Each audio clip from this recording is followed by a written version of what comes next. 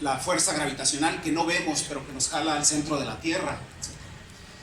Y todo esto para acabar con átomos y luz. Al final de cuentas, los físicos, esa dualidad milenaria la hemos reducido a los átomos y a la luz, ¿no? Lo tangible y lo intangible. Y de eso va, de eso se trata el origen de la mecánica cuántica. Esta es la inquietud. ¿Qué son los átomos y qué es la luz? Es la pregunta, ¿no? Y como decía, es una pregunta muy antigua. Aquí quiero citar a un poema. Quiero citar a Lucrecio Titus, un filósofo romano que vivió en el primer siglo antes de la era común. Lucrecio se lo conoce poco, se sabe poco de su vida, pero se conoce algo de su texto, el texto fundamental que escribió, que se llama De Rerum Natura. Es un título además muy bonito, De Rerum Natura, las cosas de la naturaleza. Y es un poema didáctico, se le conoce como perifiseo a este tipo de escritura. Un perifiseo es un poema, esencialmente. Estuvo muy en boga en esa época. Antes de eso, Sócrates y Platón eran enciclopedistas en el sentido de que escribían de manera enciclopédica, pero ya por esta época, en el primer siglo antes de la era común, Lucrecio lo escribió en perifeseo y no fue el único. Se acostumbraba a escribir un poema para describir sobre todo la naturaleza, para hablar de la naturaleza se escribía un poema, y eso fue lo que hizo Titus Lucrecium Caro, y que escribió esta obra que ustedes pueden conseguir, ¿verdad? No sé si estará aquí en la feria, pero que se puede conseguir, que es bellísima y que expone de alguna manera las ideas de los griegos alrededor de los átomos y de la luz, ¿eh? Es de lo que queremos hablar.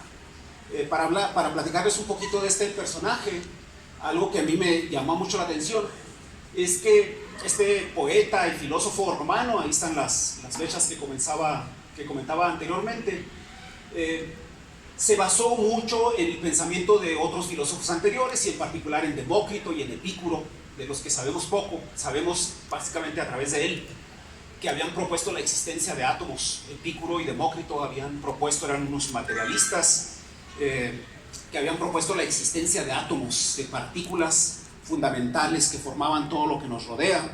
Y Lucrecio creyó en eso y describió en su poema las ideas de ellos. La obra de él se perdió por mucho tiempo. Es algo que me gusta comentar a propósito de Umberto Eco, ¿no? Porque la obra Rerum Natura de Lucrecio se perdió durante la Edad Media, y no fue sino hasta 1417 que alguien descubrió De Rerum Natura en alguna abadía de un monasterio en el Fulda, en Alemania, y descubrieron ese De Rerum Natura y lo llevaron a Roma y lo sacaron a flote y lo volvieron a editar. Y hay quien dice que el descubrimiento de Rerum Natura es el ocasionador, es la causa fundamental del Renacimiento, que vino a ilustrar, que vino a arrojar luz a los hombres después de la Edad Media, ¿no?